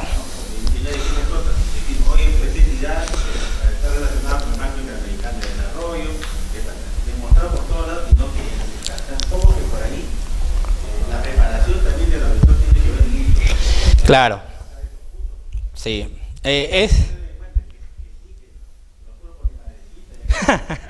Sí. Es todo un tema, sí. Es el dolor de cabeza que muchas veces nos lleva a la administración tributaria. Nosotros también, tampoco no es, digamos, criticarlo, porque en realidad ellos también, digamos, conozco buenos profesionales en la administración tributaria, cumplen su labor igual y están en todo su derecho de observar, pero a veces se les cuestiona un poco el criterio que utilizan. Y digamos, a veces, por ejemplo, por un tema formal me puedes conocer y ustedes son testigos. Por otros casos, tal vez por eso no, pero por otros casos, ustedes son testigos que a veces son bien reacios, no les vale un gasto porque no está con el sello original, etcétera, etcétera, no sé si me ocurre. Ahí, digamos, es objetable. Ahora, pero siempre hay un pero. ¿Cuándo podría hacerlo válido esto? ¿Cuándo podría ser válido esto? ¿Qué creen ustedes? ¿O siempre ya es sin fines de cobertura y murió ahí? ¿Se puede? ¿Se puede salvar esta pérdida? ¿Se puede salvar? ¿Se puede salvar esto? ¿Qué dirían? Siempre hay una salvación. ¿Cuándo? ¿Qué pasa si por ahí yo tengo ya, ok, de acuerdo, perdí, es un instrumento sin fines de cobertura? ¿Qué pasa si yo contrato otro instrumento financiero sin fines de cobertura, pero acá he obtenido ganancia? Acá sí he obtenido ganancia. He contratado otro IFD sin fines, de la misma característica, la misma, y ahora tengo ganancia.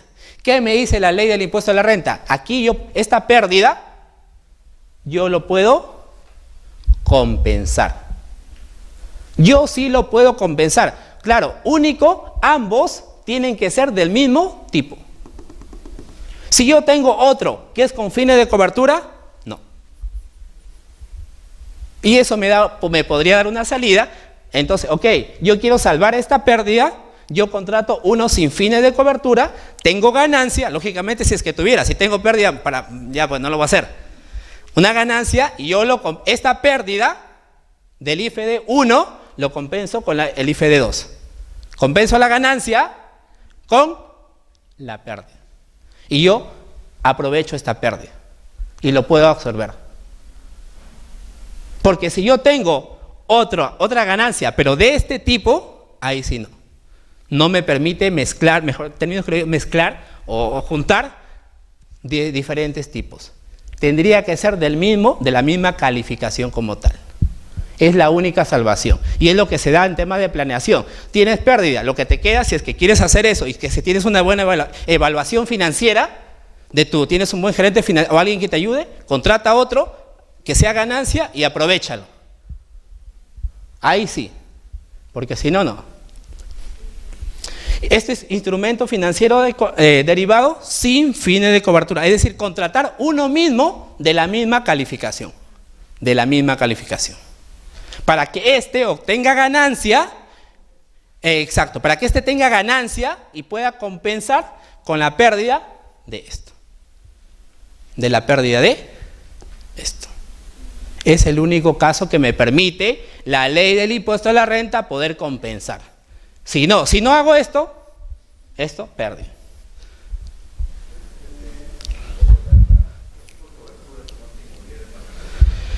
Era, digamos, era un préstamo en sí. A ver, les habían vendido la figura de un préstamo mejorado.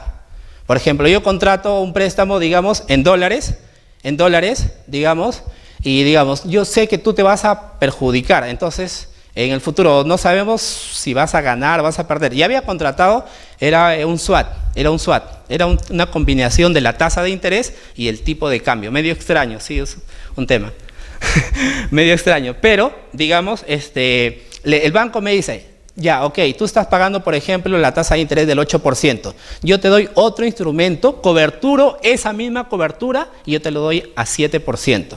O sea, una cobertura de otra sobrecobertura. El banco te va a vender, ojo, como le digo, eso tenga, digamos, las empresas que contratan, asegúrense a la parte también financiera y tributaria, porque el banco textualmente normal. Exacto.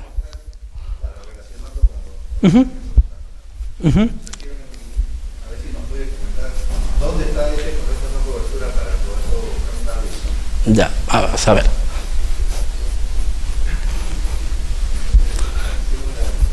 Van a salir asesores ya. A ver. Ya.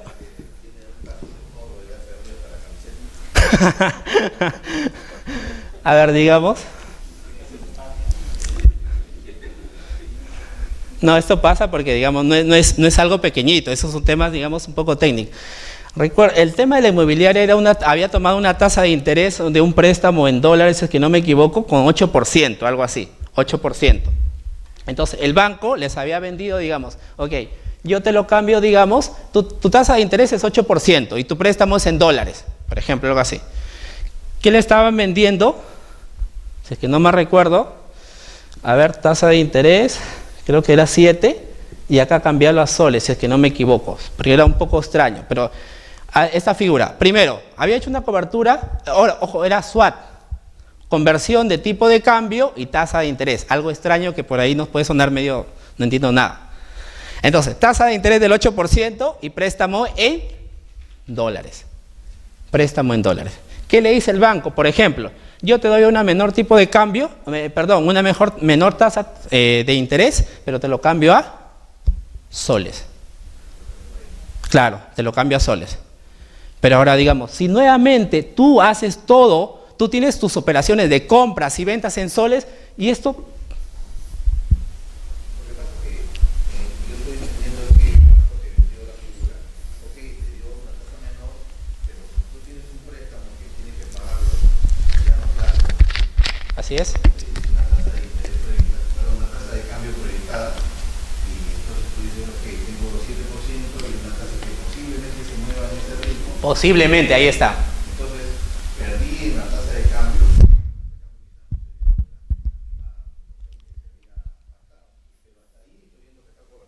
Claro, lo que pasa que... Tengo mis acuerdos, mis análisis, mi visión y la proyección, no tengo la bola mágica para decir exacto. no se va a dar. Exacto. Sustentando todo, no tengo que estar en el otro lado. Claro, lo que pasa que le convirtieron, estando esta moneda en dólares, le convirtieron a soles. Yo tengo ahorita una deuda en dólares y yo le digo al banco quiero convertir a soles y es un préstamo de mediano plazo, a 5 años parece. Correcto. Y esta figura, Y fijamos un tipo de cambio futuro. esta figura es el préstamo mejorado, que es una figura más compleja. Este es el préstamo mejorado. Lo que pasa, ¿cuál es el tema acá? ¿Por qué? Porque al cambiarlo en soles, la contabilidad, las operaciones de la empresa que también eran en soles, entonces nos preguntamos, claro, en términos legales, ¿hay riesgo? Ahí vuelvo al caso. Claro, pero el negocio y esa opinión, por ejemplo... Exacto. Y ahora viene el tema, digamos, como gerente, esa respuesta de un gerente, por ejemplo, cuando le voy a explicar, si yo contrato para ganar en mi negocio, se supone que acá yo no estoy especulando, más bien acá me están haciendo un favor en beneficio de la empresa, pero por un tema contable y tributario prácticamente yo, entre comillas, estoy ahorcando. Claro que no debería ser toda la razón del mundo, no debería ser, pero ¿dónde conlleva? ¿Dónde conlleva? Sí, es un tema porque, digamos, acá, y por ahí viene el tema, no hay riesgo, si no hay riesgo, entonces dice, Tsunami dice, si no hay riesgo, si es que tienes pérdida, chao, tu pérdida no vale. Pero si tienes ganancia, lógicamente que ahí no hay problema. Sí, pero por el tema de la moneda, por eso me lo va a llevar, nada más, porque riesgo sí hay. Y todo lo contrario, más bien yo me voy a beneficiar, y esa es la razón de ser. Se supone que yo contrato eso para asegurarme de algo, coberturarme de algo, prevenir en el futuro de algo. Porque si no estaría hablando, no tendría razón de ser. Sí. Nosotros logramos convencer al final. Muy bien. Donde Tsunami apuntó, se dio cuenta que como esta empresa era una holding, Ya es otra. Ahí, el fondo es otro. El fondo es otro. Exacto. te voy a desconocer este gasto, pero si vas a hacer el 100%, entonces tratamos de negociar con ellos, pero no el 100%, sino un porcentaje que me toca por los dividendos recibidos de ya empieza la ropa. Sobre eso nada más. Y la otra sí, déjamelo. Sí. Ahí es la misma experiencia de nuestro amigo. Por ejemplo, es, digamos, poder validar todo esto. No lo convence, dice, bueno, el tema está, digamos, bueno, ahí como dice criollamente, enamorar al fiscalizador. No enamorarlo ni coimearlo, nada, simplemente con pruebas, sustentándolo, todo eso, para poder validar todo eso. Uy, ahí es otro problema ya. Entonces, más o menos se entiende la figura de todo esto, digamos, el efecto nada más que quiero llegar a esa parte que quiere bien conceptualizada, digamos, esto. Ahora, lógicamente, estos, por lo general, estos ya son, ojo, que estamos partiendo que esos son los resultados finales, son los resultados finales. ¿Qué pasa si yo lo contrato, por ejemplo, en julio 2016? Y en realidad, cuando yo voy a transar, digamos, yo le he puesto 31 de diciembre, ¿ok? Porque es lo más fácil, sí. Pero que en realidad, por ejemplo, los swap, los forward no duran un mes, 2 meses, 6 meses, duran 1 año, 2 años. Los swap por lo general 4 años, 5 años. ¿Qué pasa si ese instrumento recién se liquida? El resultado real, el resultado final, yo lo voy a saber, por ejemplo, en julio 2017. Julio 2017. Recién voy a saber ese resultado final, definitivo. Entonces, al 31 de diciembre, pero ya aquí viene un tema de norma contable. Hay que hacer una valorización, estimación contable. Nuevamente la TIC 39 ya, que me da dolor de cabeza. Entonces, esa estimación financiera contable, que imaginemos que sea 100.000 soles, por ejemplo. Pregunta, ¿tiene algún efecto en la determinación del impuesto a la renta anual? Ojo, esa estimación, porque la norma contable me obliga a estimar, a valorizar.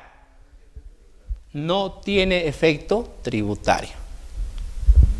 Ojo, yo lo voy a tener porque en realidad, como es un corte al cierre del periodo, la norma contable me obliga a hacer esa estimación. Sí. Pero esa estimación es algo ficticio. Artículo 44 de la ley del impuesto a las asignaciones por reserva provisiones no tienen efecto tributario. Por tanto, esto si es, por ejemplo, es un gasto, por ejemplo, será un reparo tributario. Si es un ingreso, ¿tributará? Si es esa estimación es un ingreso para fines contables, ¿tributará? No. Tendría que ser una deducción vía papeles o extracontable. No tiene efecto tributario. O sea, mejor dicho, la estimación contable no vale, mejor dicho, criollamente, no vale. Lo que en sí, acá y lo que estaba hablando acá, son de los resultados finales. Acá es donde ganancia, pérdida, todo esto, eso es lo que digamos, donde enfoca la ley tributaria. Lo antes, lo que pasa en el camino por estimaciones de la contabilidad, para la ley tributaria no existe, no me interesa. No pasa nada. Ahora, pregunta, ¿qué pasa si, a ver, aquí estamos hablando cuando ustedes lo contratan con entidades financieras peruanas. ¿Qué pasa si lo contrato con un banco del exterior? Porque puede pasar.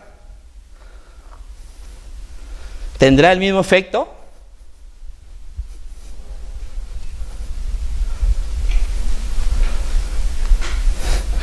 Y pasó antes, digamos, se tenía un criterio, pero que, bueno, era un criterio medio sacado de los cabellos, era el tema, digamos, a ver, las empresas que exportan bienes, las exportadoras, exportan bienes, lógicamente al exterior. Pregunta, ¿esta exportación de bienes se considera renta de fuente peruana o renta de fuente extranjera? ¿A qué llamamos fuente? Digamos, al lugar donde se desarrolla la actividad económica. Peruana porque se está desarrollando dentro de Perú. Renta de fuente extranjera porque la actividad económica se está creando, desarrollando fuera de nuestro territorio nacional. ¿Cerrado? Entonces pregunta, la exportación de bienes, cuando las empresas exportan, venden bienes al exterior, ¿se consideran rentas de fuente peruana o rentas de fuente extranjera? Peruana. Lo que pasa es que ya un criterio, pero felizmente fue saneado, peruana, que se creaba. Que porque, digamos, cuando yo contrataba un instrumento financiero derivado ligado a esta exportación de bienes, lo intentaban llevar por esto.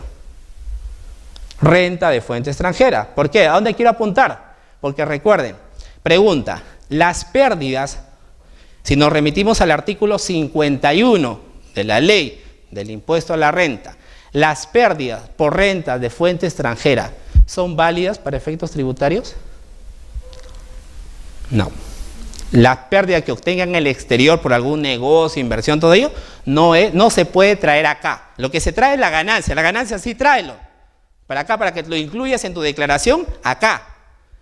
Pero la pérdida no me lo traigas, me dice.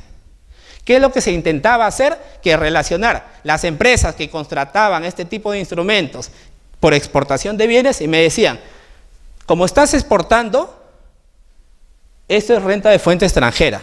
Y si tenías pérdida, esa pérdida no existe. Pero mal, pues, exportación de bienes sí es renta de fuentes peruana. Textualmente el artículo 11 de la ley del impuesto a la renta señala, también se considera renta de fuente peruana la exportación de bienes al exterior. Pero ¿dónde lo estaban llevando? Prácticamente a que lo consideren como renta de fuente extranjera para decir, si yo tengo pérdida, esta pérdida no existe. Es uno. ¿Qué pasa si cuando este tipo de operaciones lo hago con un banco del exterior, no lo hago con un peruano? Ahí cambia el escenario. Podría cambiar, no sé, podría cambiar. Porque siempre lo hacemos con el BCP, BB, todos los bancos locales, normal. Pero ¿qué pasa cuando lo hago con el exterior? ¿Tendría alguna incidencia? Pero si en realidad lo que tengo que demostrar es que lo que estoy contratando tengo que relacionarlo con lo que estoy generando acá en el Perú. Si todas mis actividades lo desarrollo acá en Perú, siempre va a ser renta de fuente peruana, por más que lo contrate con cualquier banco del exterior. Porque si no, digamos, SUNAT me lo va a llevar por renta de fuente extranjera. Y si tengo pérdida, ok. ¿Qué pasa? Y otro caso, ¿qué pasa si contrato? A ver, lo que no está de moda, simplemente suena cada vez más fuerte, los paraísos fiscales. ¿Qué pasa si yo contrato un forward, un SWAT, con lo más conocido? Todos lo conocen, Panamá. ¿Qué es un paraíso fiscal? porque pueden darse casos. El avance económico, tecnología, todo. A ver, contrato, por ejemplo, con Panamá. Por ejemplo, un instrumento financiero derivado. Y ahí yo tengo ganancia. Y tengo pérdida. A ver, tengo ganancia y tengo pérdida. Pregunta. Imaginemos que sea de cobertura. ¿Ya? Imaginemos que sea de cobertura. Pregunta. He contratado este tipo de operación con un paraíso fiscal. Con un paraíso fiscal. La ganancia, primera pregunta, ¿la ganancia debe tributar en el Perú o no? Primero, partamos. El sujeto domiciliado, que somos nosotros, personas naturales, que son las empresas, son considerados sujetos domiciliados. Y ellos tributan solamente por las rentas que generen acá o por las rentas que generen también en todo el mundo. Por todo el mundo. Ok, entonces, en ese caso, primero, si yo he contratado, yo soy sujeto domiciliado, yo soy una empresa, he contratado con un banco panameño, producto de esa contratación de ese instrumento financiero derivado, obtengo una ganancia. Pregunta, ¿esa ganancia debe tributar acá en el Perú o no? Ojo, viene producto de la contratación con un banco panameño. No me restringe que yo contrate con cualquier banco de un paraíso fiscal, nadie me lo restringe. ¿Qué haríamos? ¿Esa ganancia debe grabar? ¿Debe estar grabada acá en el Perú o no? ¿Qué dirían? ¿O no? ¿Ponemos premios, respuestas, pasajes? La gente que nos gusta viajar. ¿Qué diríamos ahí? Y ya, imaginemos que no sea instrumento financiero derivado. ¿Qué pasa si, por ejemplo, a ver, uno de ustedes asesores, por ejemplo, los envían, digamos, van a Panamá y prestan una capacitación en Panamá y, digamos, obtienen un ingreso, les van a pagar unos honorarios en Panamá, por ejemplo. Pregunta, ¿ese honorario como persona natural de ustedes deberían considerarlo para su declaración anual de renta personal al año o no? Sí. Porque recuerden que ustedes son sujetos domiciliados. Ahí, ¿qué es lo que me restringe paraíso fiscal? ¿Para la parte del ingreso o para la parte del gasto? Para la parte del gasto. Entonces, si yo vuelvo acá, obtengo una ganancia, ¿debe tributar en el Perú o no? Sí, debe tributar. En todo el mundo, por eso son sujetos domiciliados, tributan en todo el mundo. Ahí ya no me importa paraíso fiscal, no, nada. El tema de paraísos fiscales me lo han limitado para el tema de los gastos. Para eso me lo han limitado. Entonces, si yo contrato un instrumento financiero derivado en un paraíso fiscal y obtengo una ganancia, igual voy a tributar, igual. No hay ninguna limitación. Pero ¿qué pasa si tengo pérdida? Imaginemos que es de cobertura. Ojo, es de cobertura. Pregunta, ¿esta pérdida es válida? El artículo 44 de la Ley de Impuesto a la Renta, si es que no me equivoco, el inciso M o F, si es que no me equivoco, dice: las pérdidas obtenidas por la contratación de instrumentos financieros derivados con cualquier país considerado como paraíso fiscal no son válidas para efectos tributarios, a pesar que sean de cobertura. Si por ahí yo quiero sacarle la vuelta a la norma, la ley textualmente, la ley del impuesto a la renta me lo ha limitado. Ha dicho no te lo valo. Si viene de un paraíso fiscal, no vale. No vale. ¿Alguna consulta hasta ahí? Para puntualizar algo.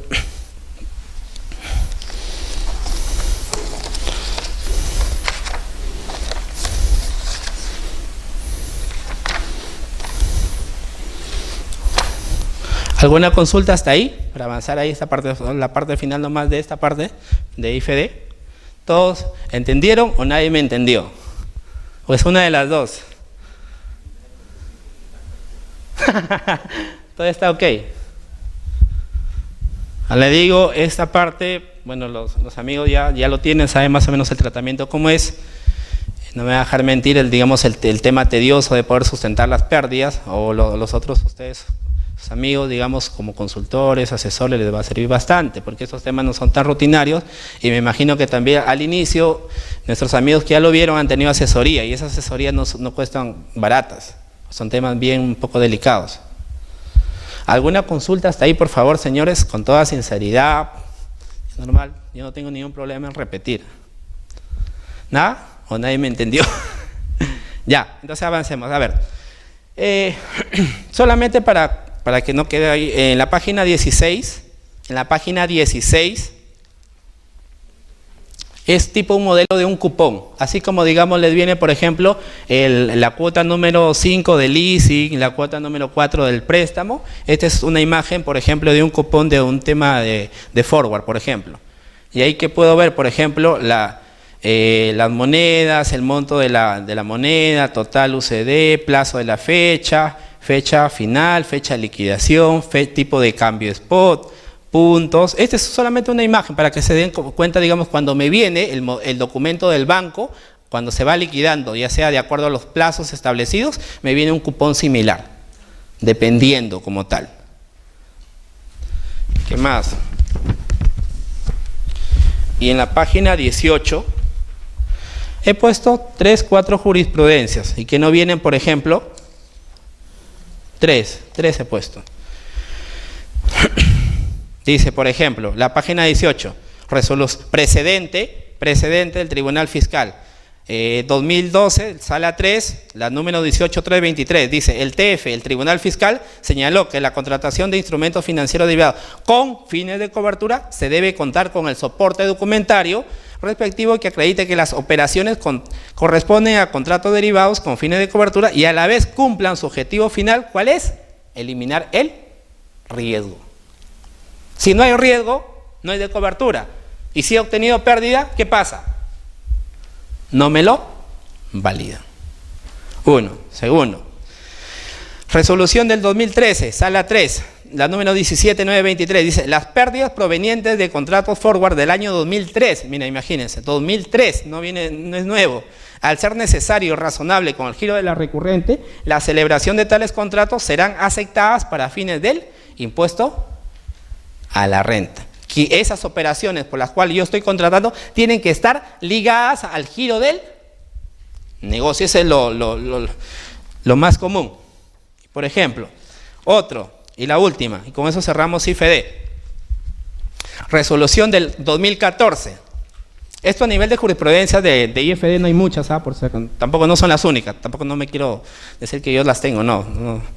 Dice, se analiza el caso de la casa matriz de una sucursal constituida en el Perú, sucursal con matriz, instrumentos financieros derivados celebrados, ojo, SWAT en el 99, en el 2000, para que ustedes vean, esto no es un tema nuevo, solo es un tema bien especial.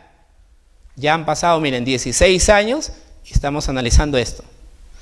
Dice, se declara fundada la apelación en el extremo del reparo a la pérdida proveniente de instrumentos financieros derivados tipo SWAT, en atención a que tales contratos se encuentran vinculados a la generación de renta y el mantenimiento de la fuente productora de la misma, calificando como deducibles al cumplir con el principio de causalidad. Yo tengo que demostrar, además, que existe riesgo, que esa operación por la cual estoy contratando está incidiendo en la generación de renta o el mantenimiento de la fuente productora, que lo mejor dicho es principio de causalidad, que ya todos lo conocemos, basado en el artículo 37 de la ley del impuesto a la renta. Y ese es el caso, la última, de una empresa de hidrocarburos, sí, de hidrocarburos. Esas de petróleo, todo eso, ese es un caso de ese tipo de empresas. Preguntas, señores, hasta ahí he querido ser, digamos, he tratado de ser lo más sencillo, ojalá que me hayan comprendido. ¿Alguna consulta ahí, por favor, sobre esa parte? Claro, usted va a decir, no lo tengo, mi empresa no la aplica, pero algún momento lo van a tener. ¿Alguna consulta?